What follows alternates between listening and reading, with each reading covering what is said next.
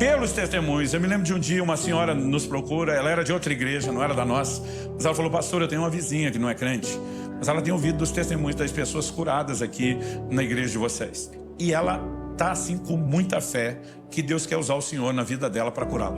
Mas ela não está em condições de vir. Será que o senhor poderia ir até lá? Falei: claro, nós vamos combinar o horário da visita, a senhora nos acompanha, nós vamos um time lá e nós vamos orar com essa mulher e pode dizer para ela que eu também estou botando fé, que Jesus vai fazer algo para ela. Só esqueci de perguntar o que ela tinha. Como? Se dependesse disso, para a gente saber se Deus pode ou não fazer. Mas tratei com a maior naturalidade. Quando eu chego lá, eu descubro por que é que a mulher não podia ir para a igreja. Ela estava paralisada do pescoço para baixo, né? E ela não movia absolutamente nada. Eu primeiro engoli seco, porque a gente tem mania de achar que tem milagrinho e milagrão. E eu pensei: esse vai ser um milagrãozão. Mas a gente tem mania de achar que para Deus tem grau de dificuldade. Se Ele é o Todo-Poderoso, não existe grau de dificuldade.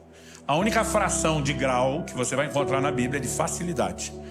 Quando Jesus fala para um paralítico: perdoados estão os teus pecados, e o povo começa a murmurar, Jesus diz o que é mais fácil. De ser perdoado, ele não pergunta o que é mais difícil, o que é mais fácil. De ser perdoado são os teus pecados, ou levanta e anda. Para que vocês saibam que o Filho do Homem tem na terra autoridade para perdoar pecados, eu digo a você: levanta e anda. E o homem levantou e andou. Eu acho o máximo ele perguntar o que é mais fácil. Então ele está dizendo: você quer ter uma mudança de grau aí, não pensa em grau de dificuldade, pensa de facilidade. Mas até então eu não tinha entendido tanto isso, eu fiquei um pouco assustado, mas já tinha visto Deus fazer coisas extraordinárias, e eu fiquei brigando com a minha inclinação e incredulidade. Falei: Deus vai fazer. E eu falei: eu vou pilhar essa mulher. E comecei a pregar para ela o quem Jesus é, que Ele não mudou, que Ele ainda é o mesmo, que faz as mesmas coisas que Ele fazia, né? E que ela precisava crer nele, que a fonte era Jesus e não era a gente. Ela sinalizou que está entendendo. E eu falei: nós vamos orar com a senhora. E eu fiz tudo que eu sabia. Impus as mãos, fiz cara de fé. Sabe o que é fazer cara de fé? Faz careta na hora da oração. Orei em voz alta, bati o pé, gritei. E quando terminei de orar, eu olho para ela, falei: a senhora sentiu alguma coisa? Ela disse: não, nada. Quando ela diz nada, eu comecei o processo de implosão interior, né? E eu acho que ela percebeu que a sensação que eu tinha, que ela que queria me motivar. Ela falou: mas como o senhor disse antes, a fé não depende de sentimento. Então eu não preciso sentir, eu só preciso crer. Ela falou: pode não ter acontecido nada agora, mas de repente amanhã eu vou acordar e descobrir que eu estou mexendo. E eu pensei: que pouca vergonha. A mulher agora está pregando fé para mim. Só que eu estava tão chateado que Deus não fez, que eu nem terminei de pregar o evangelho para ela. Eu fui embora, não fiz apelo, nada disso. E no caminho eu já fui brigando com Deus. Eu falei: eu quero que o senhor saiba que eu estou de greve. Eu não oro mais pelos doentes. Eu falei: eu nunca sei quando o senhor está de bom humor, quando não está. Quando é que o senhor vai fazer, quando não faz. Só que fica ruim para nós que estamos prometendo. Eu falei: o maior interessado tinha que ser o senhor. Eu falei: quer saber? Quando o senhor quiser, o senhor faça. Eu não vou tentar.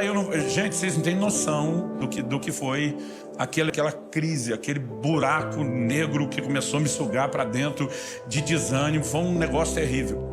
No dia seguinte eu fui cedo de manhã para a igreja para orar, porque eu era o pastor da igreja, tinha convocado. Eu nem queria orar. Falei para Deus: eu não quero falar com você hoje. Eu não estou com vontade, eu estou chateado, eu estou em crise e eu vou porque eu convoquei a reunião. Como se eu não falasse, ele não soubesse, de qualquer forma, né? Mas depois do tempo de oração, eu lembro que tínhamos um grupo de irmãos, a gente conversou um pouquinho, nós tomamos um café da manhã juntos, e daqui a pouco eu fui para o escritório, e quem que aparece? Aquela irmã que tinha me levado a orar com a vizinha. Quando ela chegou, eu só pensei: você de novo? Não. Ela falou: pastor, que bom que o senhor está aqui logo cedo, porque eu trouxe uma pessoa que quer te ver. E eu não pensei que pudesse ser o que aconteceu. Eu só imaginei, ela me arrumou outra encrenca. Eu posso chamar a pessoa? Eu falei: claro. E ela sinaliza: quem que entra na sala andando sozinha, sem ajuda de ninguém? A mulher que eu tinha orado. E eu não conseguia nem acreditar. Eu cheguei a pensar, se ela não tinha uma irmã gêmea, não estavam me trollando. Você vê o nível de fé que eu estava. E eu fiquei olhando, eu olhava para a vizinha que trouxe ela. Ela? Eu dizia: é. Aí eu falei: o que aconteceu? Ela falou: pastor, lembra onde? Quando o senhor perguntou se eu estava sentindo alguma coisa, eu falei que não, mas que pode ser que eu acordasse me mexendo. Ali foi exatamente o que aconteceu hoje. Na hora que eu abri os olhos, eu fiz um movimento de espreguiçar. Eu vi que eu estava mexendo, eu vi que eu mexia tudo. Eu sentei na cama, eu me beliscava, não era nem só para sentir a dor, era para ver se eu estava acordado. Ela disse, foi me dando alegria, eu comecei a agradecer a Deus. E a primeira coisa que eu decidi foi: eu vou contar para todo mundo o que aconteceu. E quando eu falei isso, eu lembrei que ontem, na hora do senhor sair, eu falei: e quando eu levantar, o senhor é a primeira pessoa que eu vou procurar para contar. Ela diz: eu ouvi uma voz falando comigo e lembrando da conversa. Lembra que você disse que a primeira pessoa para quem você iria contar era o homem de Deus? Procure o homem de Deus e não apenas conte o que aconteceu com você. Diga para ele não parar. Diga para ele não desanimar. Lembre ele que eu coloquei nas mãos dele o dom de maravilhas. Diga para ele que ele ainda vai ver o cego enxergar, o surdo ouvir, o mudo falar, o coxo andar e o morto ressuscitar. Eu estou pensando, peraí, essa é a mulher que eu ainda não fiz o apelo para aceitar Jesus, que está me evangelizando de volta.